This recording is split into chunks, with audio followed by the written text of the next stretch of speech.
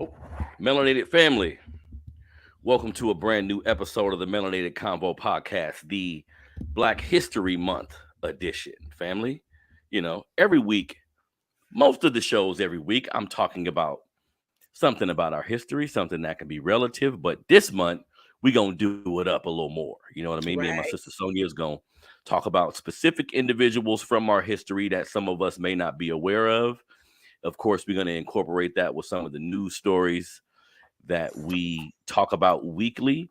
Again, this is the Melanated Convo Podcast. This is your brother Harrison, my co-host every Thursday, Sonia Williams Lewis. Hit the like button, subscribe to the Melanated Convo on YouTube. You can find the show on Facebook. You can find it on YouTube, all the Yes. digital platforms. If you want to hear us chop it up on there, you can do it as well. So how you doing today, Sonia? I was tired, but I'm ready to go. I'm ready to go. As we were talking offline, it's like we are of that age, but we know how to do the right things to manage how we come and go, how we show up in the world.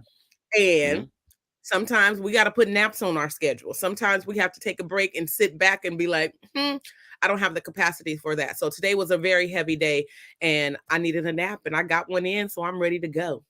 Yeah, and I have to tell myself I'm so used to running rampant and thinking because I'm doing so many things and I'm actually getting something done. Where sometimes you need to take a step back and take a damn nap. Even if it's 15 minutes, you know what I mean? Absolutely.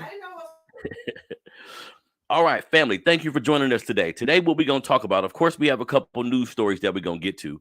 One of the news stories we're going to focus on a little more than normal is the idea of teaching Black history at home. This is Black History Month. We're going to give you some specific individuals that you can look up and teach your kids about. But really, we're going to talk about how, these things should be taught at home and using anything going on as a motivation to actually do that, right? So first thing I want to talk about, and my sister Sonia, creator of Ascribe Educational Consulting, by the way, get your company right.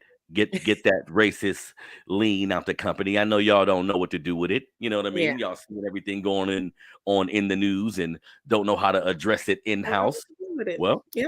she'll come in there and help you address it. You feel me? So every time I see something happening between young people, it's interesting to get my sister's take. So a few days ago, Sonia, I seen a video of a couple white girls. I'm gonna play the video now. Young Caucasian school girls, right?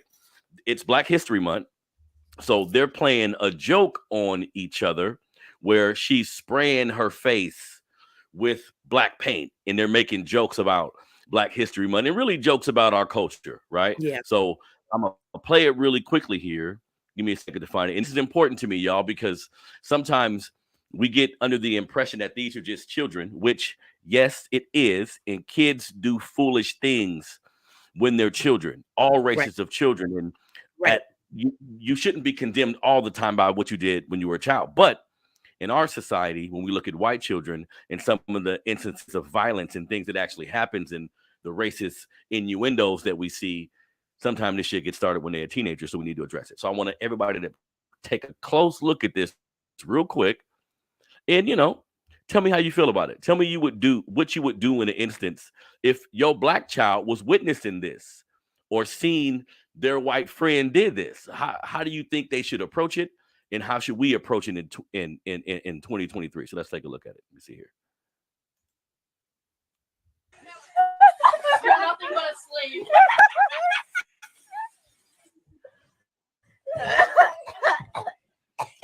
After this, you're doing my laundry. The way she just takes this shit, bro.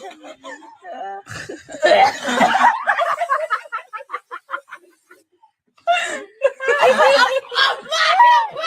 black and brown. My mom just texted me. What if she said?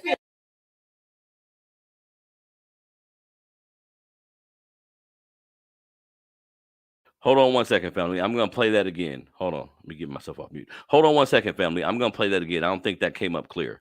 I think my Wi-Fi is tripping on me right now. But I'm going to play that again. I want to write this from the beginning. I apologize for the Wi-Fi issues, family.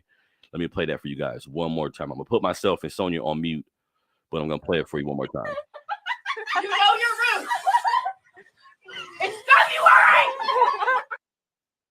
Your mom is never letting anyone in. You're nothing but a slave.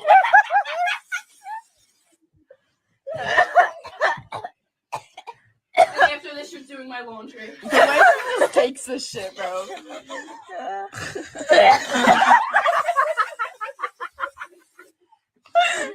I'm black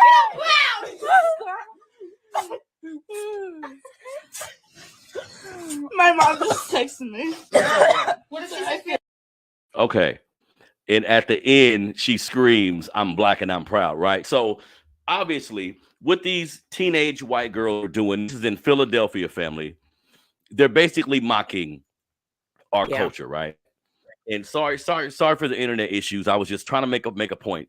And I know sometimes we talk about not showing incidents of racism or how directly how these things affect us, but I like to show it and hear it sometimes so you can hear how people outside of our community think about us, Sonia. So when we look at this video, like I said, these are teenagers make mistakes. We've all been there where we do things we regret, but the animus of racialized incidents always seems to show themselves later in life when we talk in Caucasian people. This is real shit. You know what I mean? So when you see teenage girls conduct like this, Sonia, is this just a joke to you, or can this be something serious? So first, let me just say that I don't know who I'm quoting, but I'm quoting somebody I know, brilliant. They said, and I want to say it's my girl Imani Blair in New York, and I want to say she said, if our children are old enough to experience it, then white children are old enough to know better about it. I also want to add on to that. When COVID hit and the schools were super unorganized and they didn't have a schedule and they were doing this, distance learning, they didn't have to be online at a certain time. It was almost like we're sending you home with packets. That's how I felt as a parent, is that my kids were being sent home with packets, told to log on and clock in a certain number of hours until they got themselves organized where the teachers were actually there. During that time, I saw that as a problem. And I started, because I felt like it was a need, a Black educational program that I still do to this day every summer called the Teaching Time for Revolutionary Minds. Kids 5 to 18 have been in my teaching over the past 3 years. I will tell you, the 5, 6, 7, and 8-year-olds, they are watching and they know exactly what they're experiencing. They know that they can call out right from wrong from the gate. So if our babies know that this is wrong, you can't tell me that a bunch of teenage girls don't know that this is wrong. And granted, yes, teenage years, we do some dumb shit. I can remember being a high schooler and my little crew, we went to this Chinese restaurant down the street on Florin Road, not far from the school. I ain't gonna name the name of the establishment. They might try to come back and get the bill. And one at a time, we dispersed to the bathroom and dipped out on the bill. We knew it was wrong. We wanted to see. We all been there. Yep. And then we hid the bill underneath the little turn thing that they had on the table, so that the person who was left behind could be just like, "Oh, we gave it to y'all. We paid for it." But we knew what we were doing. Is my point. So I'm not gonna say I didn't do shit. I'm not going to say that I didn't have moments of immaturity. I'm not going to say that I didn't make decisions that could have changed my life for the rest of my life. I think that all kids go through that period, but these kids knew better. They not only made reference to Black history in a very derogatory manner. The girl who's videoing is even using, in my opinion, things like bruh. Like, that's a colloquialism of Black community. You don't get to say bruh and then in the next turn talk about, oh, my mom. Like, it's cavalier. Like, it's so like, this is what it is. So no, they don't get a pass. I don't care how young they are. Remember, we talked about last week the Little Rock 9 as they were integrating Little Rock High School. As they walked in, those were teenagers in the crowd yelling and screaming at them negative epithets. So no, this country, and I also want to, I would be remiss if I didn't mention that there is an indoctrination of young white youth for white nationalism, that the history of this country, psychologists have been examining the history of that for forever. And you know the sweet spot? The sweet spot is 12 and 13. So if these 12 and girls, 13. 12 and 13, if they're indoctrinated at this age and start to believe the shit that they talking about in this video, by the time that they're 15 to 18, they're completely indoctrinated. And then as they become adults entering into the adult world, they use those narratives that they've already put into their brain and they use them against us in the workplace, out in the street. These are how bar fights happen, right? I saw a video on one of my favorite Instagram pages where older white man saying to a black man in a restaurant the N-word with a hard ER. These are two older men. And that man slapped him so many times. I mean, he didn't punch him. He didn't try to beat him, you know, but you can hear the slap. Bam. Bam. It was like, whew, it was almost like I can imagine the lashes that our ancestors took with each one of those slaps. And he said it multiple times. They know what they're doing. And they start at a young age. They learning it from somewhere. I wore yesterday my t-shirt that says racism is taught, not born. It's taught, not born. And that's why we shouldn't take these incidents lightly, because I don't want to be harsh on any American children, just to be honest. But being black in America, most kids aren't treated like us. We're not allowed to be children. We're not allowed to make teenage mistakes. Some of these mistakes we make end up costing us our life or our freedom or other things. You see what I'm saying? But these white kids have the ability to go about life this way, and it ends up being a negative effect on us. Because really, when we look at the mass school shootings, right? Right. Predominantly, these are young white men. See? So we need to be honest. If America had a problem with it, make it a phenomenon. Do specials about it. Dig into why are these young white men so mad? Why are they doing this? With people, with racism, whatever they're going through. Why aren't y'all digging in deep and going into this community and finding out what's going on? Because y'all know what's going on. Y'all know what's been going on. When we look at back in the day when they used to have pick a nigga, where they would be a picnic where they watching niggas getting hung up. These were kids. They brought their children, everybody. In their Sunday's best. This wasn't like a I'ma hide this activity from a young, fragile mind. Right. Nah, this is what we do. And so this connects to what we are experiencing and the marginalization and the continued erasure of the truth about what America is. It's a very violent and racist place from its core concept, starting with colonization, starting with white folks saying, "Ooh, I discovered something. Oh, I can get over on somebody. Ooh, I can steal something." Right? This is why Ron DeSantis is afraid.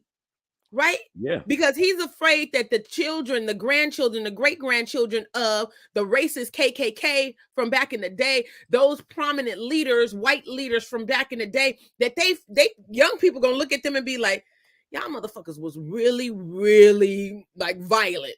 Yeah. This is some stuff that I would never associate myself with. Yeah. And it's the awakening that of a collective of people. And I really and truly think that while, yes, these are young people who are doing this, I think that there are more young people who are their peers who would totally check that shit and be like, nah, that ain't cool. That ain't cool. And that's the awakening that I think is very different from when you and I grew up, when our parents grew up. There wasn't this collective white and other non-black, right? Who collectively were like, nah, that's not cool. Yeah. And so everybody, me and Sonia is talking about a video I just played of some high school or just teenage white females who were basically mocking Black History Month, spraying black paint on one of her white friends' face, as we've seen in many videos before where Caucasian people think this is funny and we're looking at kids joke, but it ain't funny when a Trayvon Martin end up killed. It ain't funny when one of these motherfuckers end up on a police force years later with that same ideology. We need to be honest. When other people outside of our community feel a particular way about us, it can end up ending our life or affecting our livelihood. And this don't happen in our community. Right. Family. We on Halloween, I've been in a lot of hoods around my city. I know a lot of black folks. We not dressing up like a derogatory white person to make fun of white people. We don't even think that way. No. We gonna reflect on some shit you did to us, but just making a mockery of you, I don't see that a lot. No. Especially if something that's been like a travesty to your people. So we got to understand what this is, Sonia. So we Yeah. have to bring it to light and let our now and then, like I was asking everybody, Sonia, for parents, real quick, before we go on to the next topic, for parents, real quick, you have a kid in school. Your kid comes home and tell you, like the slave auction we was talking about, they had in the high school. Your kid witnesses this, and no one says nothing because this was at their home or something. Right. But what if this was in the locker room, in the bathroom? Right. How does a And black so we kid? know that these instances are happening. We've seen an uprising, and I don't want to put all the earnest on Donald Trump's presidency, but we're seeing an uptick or a more proudness about what whiteness looks like in this country. And so because there's a "you're not going to do nothing to me anyway" kind of mentality that goes along with this this narrative, this way of thought, they're thinking that they're not going to get caught. Unfortunately, you know, we've seen in Yuba City, which is not far from us in Sacramento, where an entire football team, they were like, no, you can't play no Slave sorry, because y'all gonna do these racist things, we gonna check you, right? But you're right. If the kids that are the peers don't say anything, my kids are gonna say something. Your kids are gonna say something. Yeah. And so I always say to those parents out there who might these are the conversations we have to have, like, give your children permission to come to you with anything, and making sure that they understand that they're not the one that's going to get in trouble because they was in the room with, or they may have even laughed too, and you know, they was trying to get out the room, and the only way to get out the room sometimes is to code switch. You know, we got to play the game. There we go. Come on now. Or that's little Johnny who lived down the street, and me and little Johnny been playing together since we was 4 years old. I don't give a damn if little Johnny is being taught at home by old Grandpa Joe that he ain't supposed to play with you anyway. Eventually that's gonna come out. And we need to be honest as black people. Some of the biggest reasons I speak about our history in the parental connection between it is because we don't want kids to internalize, this travesty, which is racism and white supremacy. You can stop it by just being honest with them, and you first creating a passion or an understanding or a spirit in you that wants to see this stopped. You have to do that, black people. Then when you talk to your kids about it, because I have my youngest son goes to a private school, and it's a lot of white children. He has white friends, but he's Malcolm X. Like his way of thinking, how he know we think, he's a rebel, but he's not mean to people. He doesn't judge people. See, there's a way to do this. People tell me all the time, man, you need to quit talking about racism and white supremacy. Then they end up coming to me talking about, I see what you're saying now. We shouldn't have to go through nothing to realize this system is flawed. You see what I'm saying? So black parents, and this is going to be the theme of the show, figure out a way to get comfortable with our history. Absolutely. Pick out figures from our history. Buy your grandkids black baby dolls. Get books about people in black. There's ways you can do it that won't be as shocking as you think it may be. You know what I mean? So next thing I want to talk about, because we talked about DeSantis in Florida. Me and you have been speaking about that a lot. But something that I appreciate, Sonia, in, you know, going back to me and my brother Jermaine had a conversation on Tuesday about exclusion and how exclusion has hurt us as a people. But in this way, exclusion sometimes helps us. Black parents in Florida upset about the resolve in Black history not being taught, the AP African American Studies class.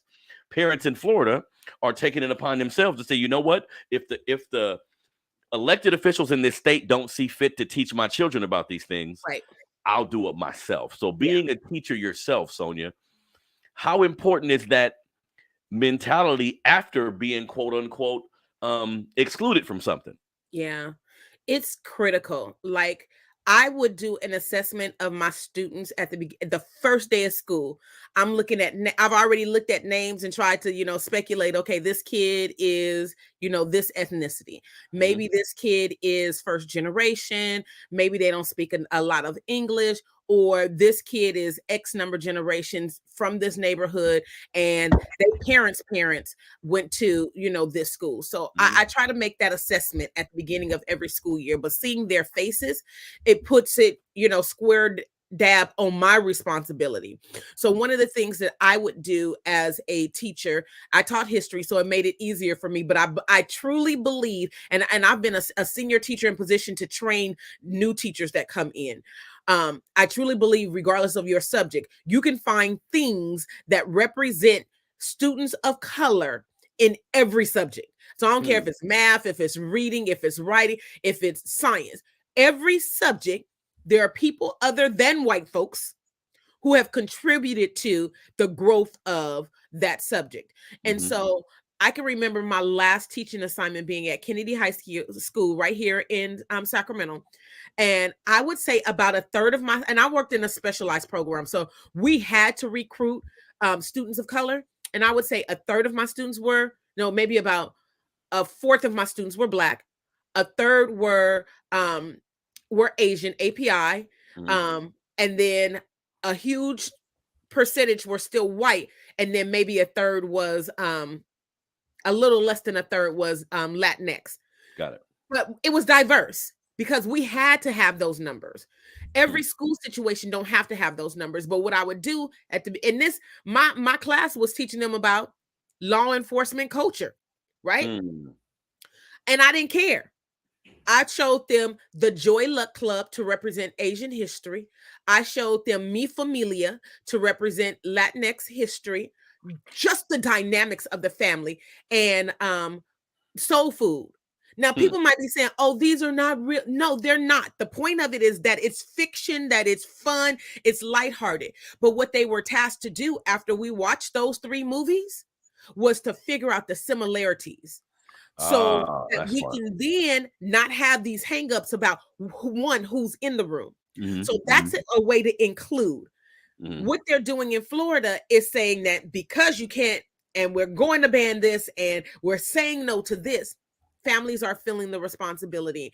And I believe that we should have, you and I very much agree on, we got to be doing some things at home to equip our young people. The unfortunate problem with that is it can lead to conflict in the streets, because then white kids gonna be like, where you learn that from?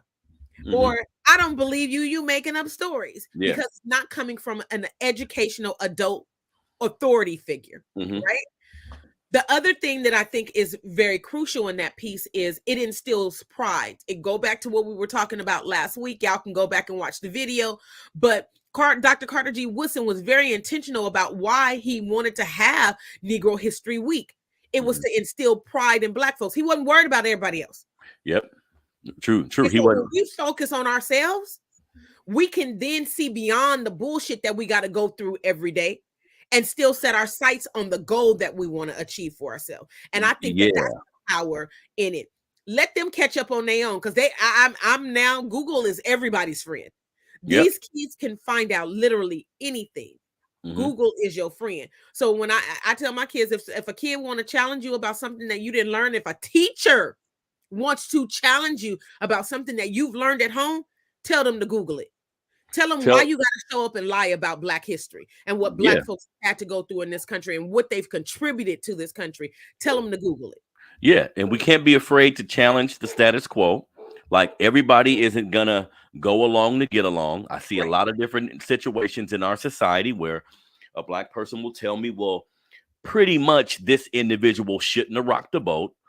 Another part of Black history that you should appreciate, if nobody rocked the boat, then really there's been small strides made. I don't think it's been nearly enough, but some of those strides that have been made is because individuals one day said, fuck this. Right. Not today. See? Not today. So if everybody just go along and get along, we're going to have a problem. So Black parents, I can't tell you enough. And I'm a father of 5 who had 4 kids in my 20s, and I did not see the value of these things early on. And people say, well, what does that have to do with anything? Well, it does, because a part of the history piece is a pride in self, because Yes. I couldn't even appreciate Black history until I started to appreciate myself. It helped me figure out who I am. It helped me figure out where I come from and put things in perspective, and kind of gave me a roadmap.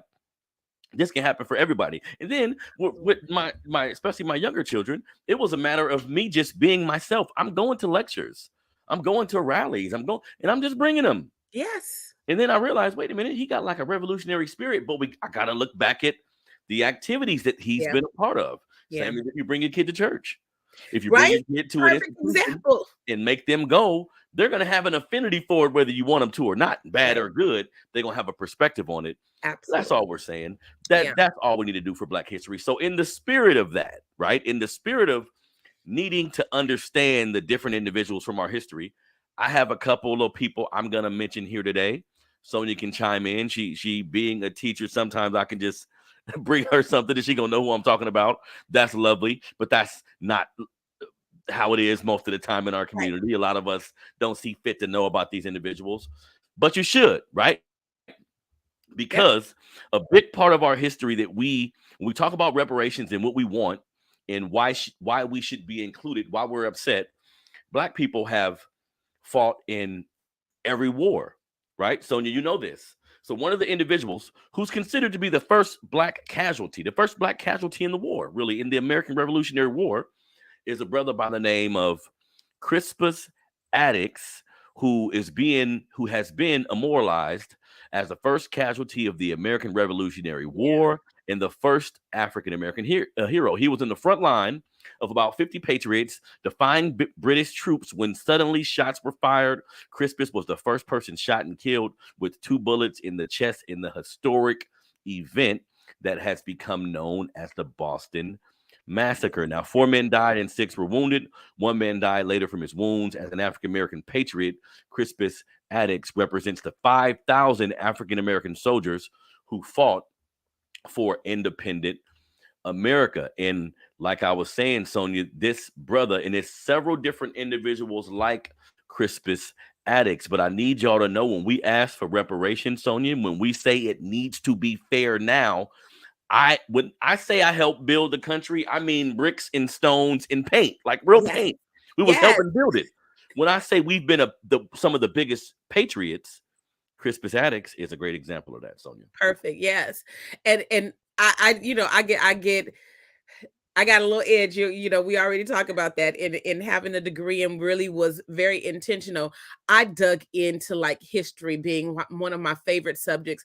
I grew up in a household where my mother was very pro-Black. Mm-hmm. We had Black Jesus on the wall, like literally, right? Both of my parents, all 3 of my parents were college educated. My stepfather, my bonus father, we called him Papa. He had a degree in Black social studies. So he integrated the California UC system, and was one of the first in this state to even get a degree in ethnic studies, because, he and his classmates fought for it. So I just always had things that looked like us around the house. And because my mother was so pro-education, and I was watching her get her college degree from the time that I could pick up a book, I started reading at age 2 and 3. And so the books that were at our house were books about Black folks. We had like a full set of encyclopedias, and I would be like, Mama, why we ain't in these encyclopedias? Other than MLK, other than Rose, we talked about that as well. The top 5, in most of those encyclopedia sets back in the day, we weren't included.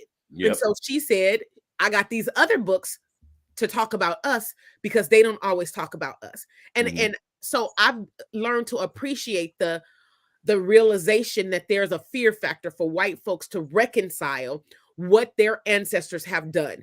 And I don't want to make any white folk today, let me say this loud and clear for you, that you share this with your ally friends or your friends who you think are not racist, right? Because there's one thing to be not racist and to be anti-racist, 2 totally different concepts.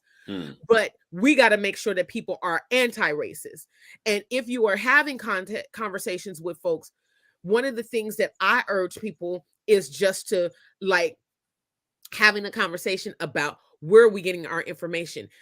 How are we sharing our information? And the onus should not always be on us. We've done enough labor in this country to build this country, feed this country, and make this country be a world power leader.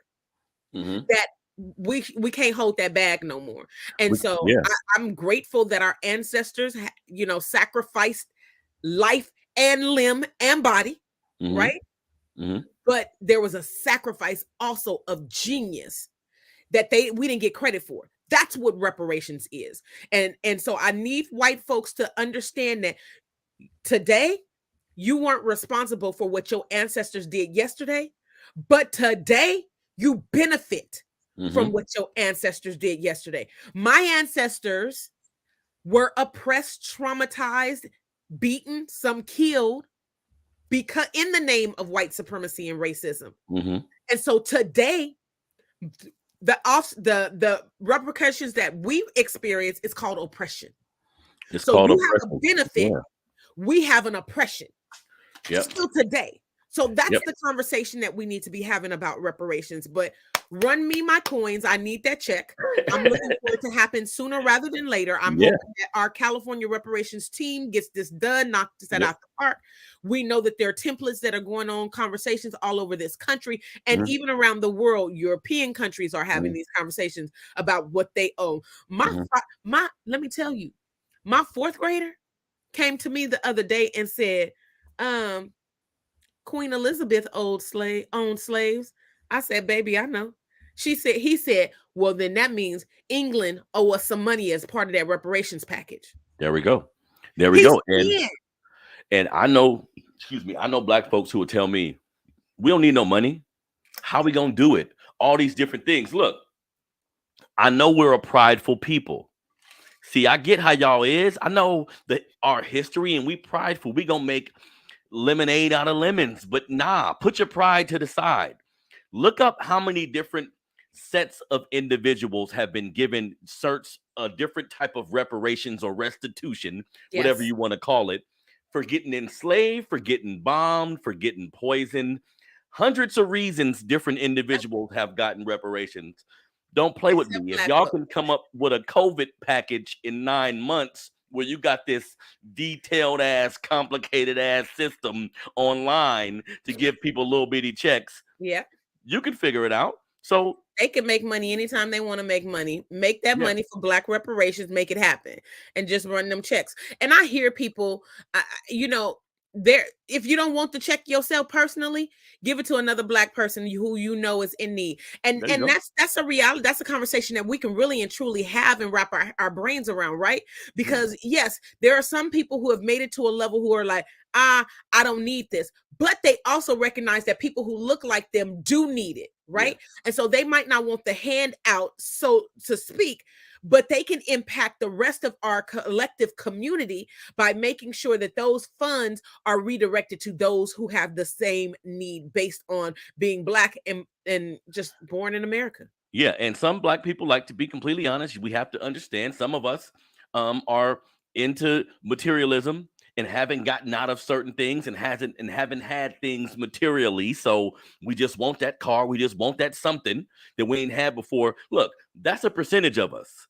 There's going to be a big percentage of us who take that money and do their best to change the world. We are a smart people. I mean, think about after emancipation and all the Black enclave cities and towns and communities that sprung up all over this country. We are a brilliant people that when we put our minds to, I want to do it now. I got some funds where I can pay for law school. The things that prevent us from doing some of the things in this world have to do with money. So people got to get off their high horse talking about, I don't need their money. But no, this isn't about the dollar amount. It ain't about a physical check. I'm saying my babies for the next 3 generations deserve, and I'm being generous by saying 3 generations. Yeah. They deserve a free education in this country, period. If you are a descendant of a slave.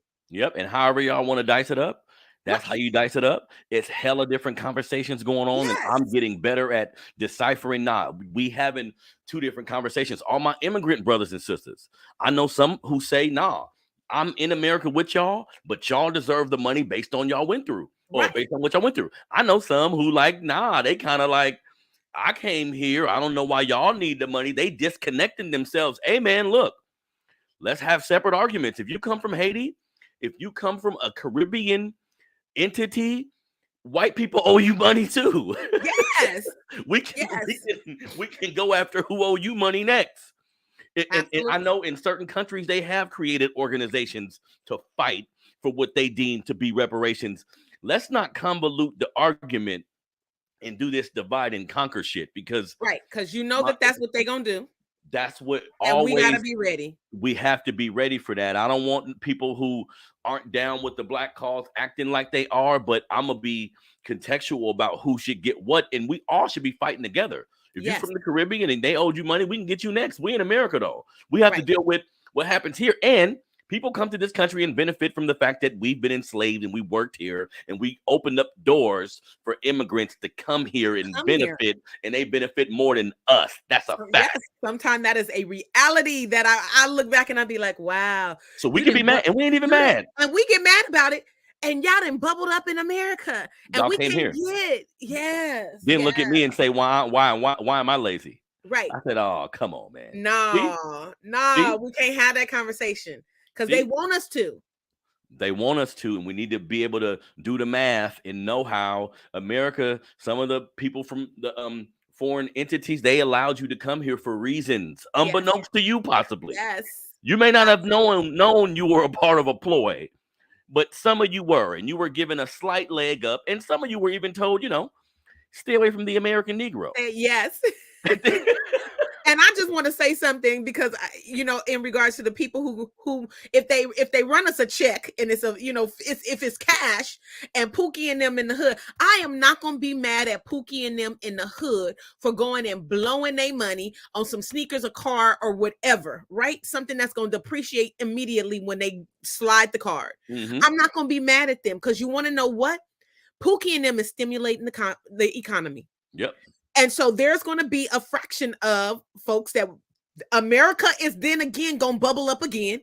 So like when COVID happened and everybody got their checks, people felt more comfortable going out and spending more money because it was free money from the government. Yeah. It's going to do the same thing. Buying a house is good for the economy. For everybody. Starting a business and having seed money to start a business and to start it on a solid foundation, it stimulates the economy. Getting an education that you couldn't afford otherwise stimulates the economy, because what does it do? It puts you in a higher tax bracket so that when you get that job, you turn around and you stimulate the economy. We have to stop having these conversations that are counterproductive, because if we don't do this, if we don't recognize, one, that it morally needs to be done, and it's the only way to address the moral wrong that went along with colonization, slavery, capitalism on Black bodies, Christianity being indoctrinated to say you got to fear for your life, or God wants you to die if you don't mind your master. There you go. Yep. All of these things. Yep. And we were used as guinea pigs in the medical profession. There would not be a study of gynecology or psychology with white men as the doctors telling us that we don't experience pain. So that now when a Serena Williams, who's a millionaire, maybe even a billionaire, is literally bleeding internally, and the doctors are saying, go home, you ain't having the pain that you saying that you had, and was about to bleed to death. These are all facts. So everybody should be aware of what's happening to us in this country. And it's not an anger tool, more so than an empowerment mechanism. That's what we're trying to tell everybody. Thank you for tuning into the Melanated Convo podcast. This is my sister, Sonia Williams-Lewis. We talking about Black history. We talking about some stories pertaining to how different races the kids see us. You see what I'm saying? This is important, man. Hit the like button, share digital platforms, continue to subscribe and listen to what we're doing.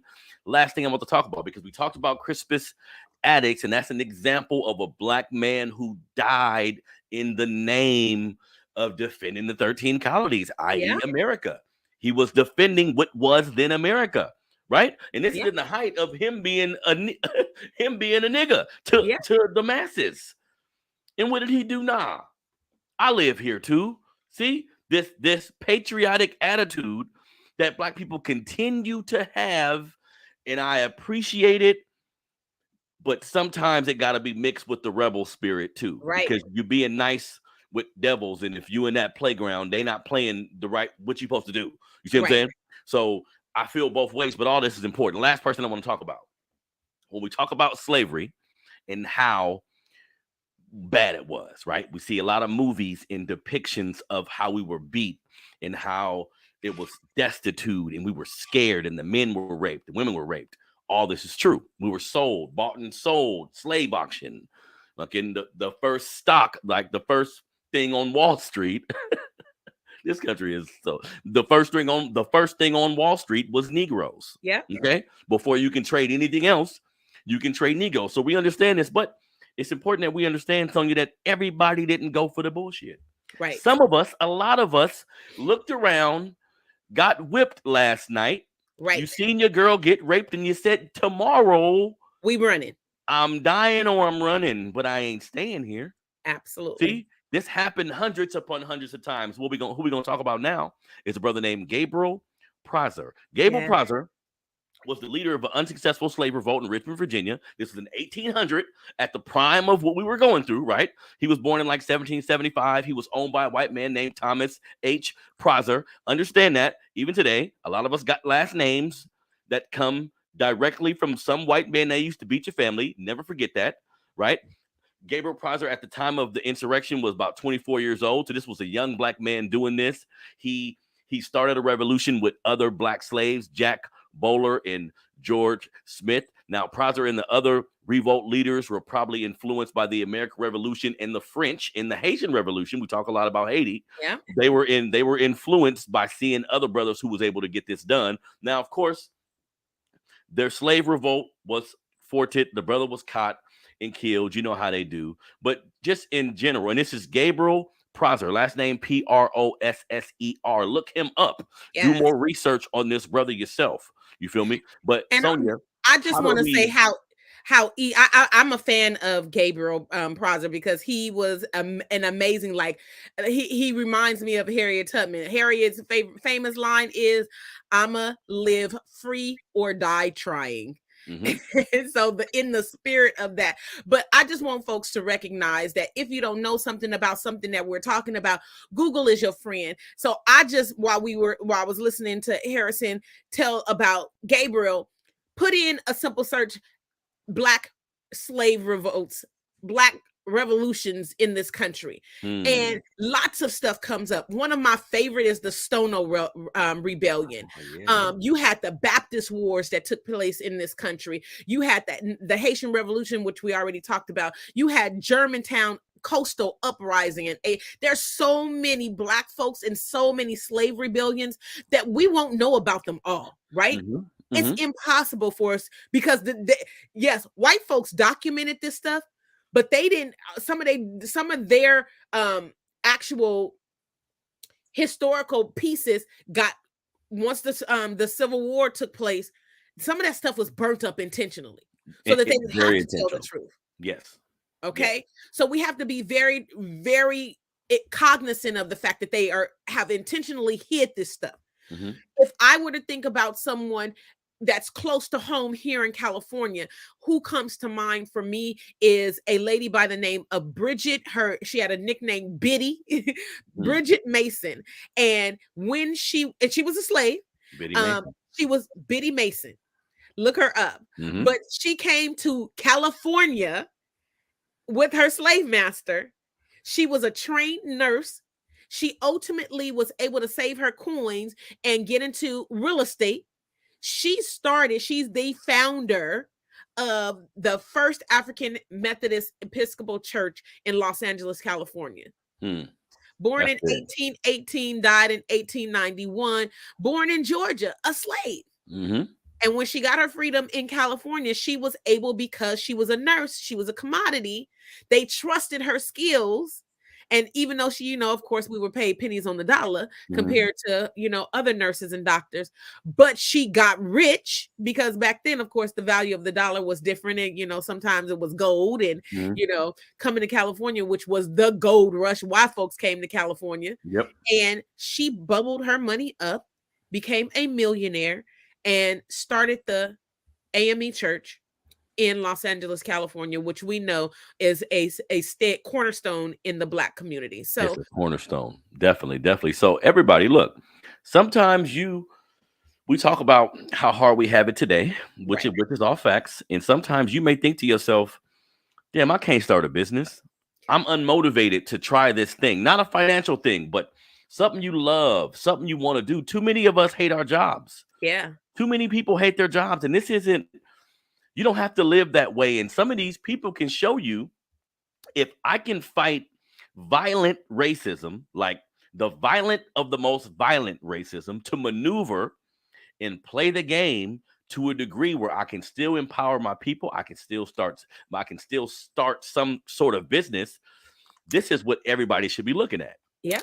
You may know what I mean, Sonia, because we have it hard now, but they was dealing with possibly dying tomorrow because you Black, because you say the wrong thing. And they still say, you know what, I'm gonna buy up this real estate. I'm gonna maneuver in these environments where it's none of us. See, right. You don't have to go in white environments and code switch to a point where now you my enemy. Like that shit supposed to be a switch, like on and off. Right? You cut it back off, come out that room and play Spook That Said by the Door. Come teach us something. Absolutely. Yeah, definitely. So these are all important facts, everybody. I love this, man. We need to continue to share the individual. That's why Black History Month, when I see people sharing individuals I may know, but I know people don't know. Yeah. I know the impact of that. When I do this, like I said before, I have a 50-year-old man tell me, man, I watched your video. I ain't know nothing about that. At first, I was blown away. Yeah. Like, how is that even possible? Well, everybody not thinking the same way. Some of like a generation before us, they had to work too. They had to put their head down. They had to do different things that didn't give them the luxury of looking something up or looking at a encyclopedia or some other way they had to get information. Yeah. Like Sonia said, we have Google now. And absolutely, by searching the right way, you can find out anything you want about anybody. So don't let that be an excuse. So this is your brother Harrison, the Melanated Convo podcast. Thank you tuning in to another Thursday edition of the show. The next few weeks for February, we'll continue to enlighten you with different places, people, inspiring events, which is something we should do 365 days a year, which we do actually. But, we're going to use this month to highlight things that maybe you weren't thinking about. And hopefully you can continue it for the rest of the year. So Sonia, do me a favor and tell everybody where they can reach you. The best place to reach us is at the website. If you're interested in services, there's a little button on there to schedule a free discovery call. Really and truly, go to the website, ascribesuccess.com. You can look at videos and content of workshops and things that we have led. It has even, we talk about social proof, which is important. Mm-hmm. It will tell you people that I've worked with and places where I've been seen on, so that you have an understanding that we ain't new to this, we true to this. There you go. And the game is rich. And as long as we think from a deficit mentality, we won't do anything about the problems that ill this country. But we have power to change that because we live in a resource-rich country. There we go. There is one more thing before we go. Sonia, buddy of mine, Jansen Brooks, how you doing, Jansen? Asked the question, what do you think about Black Future Month? And I want to preference this. I've heard this, and we're going to answer the question, Jansen, but I've heard this in response to, why there shouldn't be a Black history. I'm tired of hearing about history. Let's go forward. That's the thinking. But I've seen this narrative before. So what do you think about that, Sonia? I mean, this is a movement. Huh? This is a movement. Like, Mm. and people do have to realize, I personally think that they need to go hand in hand.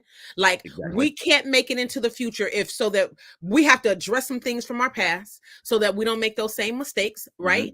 But at the same time, we do need to be thinking productively about the future. Yes. And the way that we think about that is preparing, is coming up with a plan. That's why reparations is so critical, right? Because we can take the ideation of reparations, whatever form, fashion it comes in, and we can plan for a Black future. That's the future conversation. Reparations is a future. If ain't nothing, the future. That is all about my future, sir. Yeah. That's about the next 3-4 generations. So yeah, I understand, but like Sonia said, I think they go hand in hand. If I get to talking to you about our history, it's gonna morph into where we going. Right. Where we going? What we doing? They did that. We can do. There we go. That's future. See? That's future. And really, the information about all of this should be a family thing anyway. So waiting for February, I'm not waiting on them to teach me or my children about nothing that happened to me. Yeah. So February is just like a bonus. It's something I use for, I know how the Black mind thinks, so I use it a little bit, but yeah, we can do this all year round. You feel me? And truth be told, the three of us, this ain't even ours to have. This is the next generation's to have. So truth be told, we need to let them lead in these spaces so that these conversations are reflecting whatever their needs are. You know, there's an expiration on life. We don't know when it's going to come and how it's going to happen, but there is an expiration on everyone's life. And we have lived to a certain degree beyond what some of our ancestors have been afforded to live. And so we have to realize that these conversations need to center the needs of not even our kids, right? Because I think about the spectrum of ages of my kids, 28 to 10 years old. Really and truly, we need to be thinking about their kids. And really, me personally, at this, the point I'm at in my life now, all of this is about the future. Yeah. None of like having conversations about history and what happens to my people and trying to that's not gonna help me now per se. Right. Hopefully, the children and the people coming up behind, which I got fans that's like 19, 20, who I talk on the phone to and stuff. You know what I mean? So it's working. We just got to keep moving in the right direction. So this is your brother Harrison, Melanated Convo Podcast. Follow me on Instagram, man. Melanated Convo 100. All I do is, it's history, it's jokes. I'm a funny guy, I think. So I tell jokes and tell shit that's funny. I'm all about our culture. Go ahead. And I'm gonna die Black. You ain't gonna die nothing else. God damn it! I just don't want to die because I'm Black. I'm trying to stay true to my challenge. I challenged myself this year. So every day this month, I'm wearing something that's going to make somebody uncomfortable. So this was my contribution to the movement this year for today. And so, yeah, we got to do this. There we go. I don't want to die. I'm going to die Black, but I don't want to die because I'm Black. I'm Black. That's it right there. So everybody, thank you for tuning in to another episode of the Melanated Convo Podcast.